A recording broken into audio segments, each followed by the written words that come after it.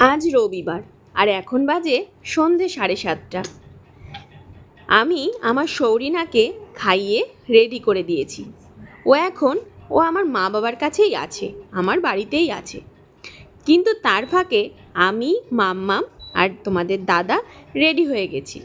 আমরা যাচ্ছি আমাদের বন্ধুদের সঙ্গে দেখা করতে। আমার বন্ধুর বাড়ি কিন্তু অনেকটাই দূরে। আর একটা কথা বলি তোমাদের, সালটা 2024, জুন মাস। আমি জানতে পারলাম আমি দ্বিতীয়বার কনসিভ করেছি। যেহেতু আমি কনসিভ করেছি জানার পর ট্রাভেল করতে পারবো না, তাই বাইকে করে যাওয়া আসা বন্ধই হয়ে গিয়েছিল।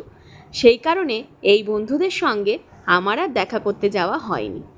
প্রায় একটা বছর এই টিমটাকে আমি খুব মন থেকে মিস করেছি। আর আমার সঙ্গে স্যাক্রিফাইস করেছে তোমাদের দাদা। ওর যেতে ইচ্ছা হলেও ও যেতে পারেনি, কারণ আমার মন খারাপ হবে তাই।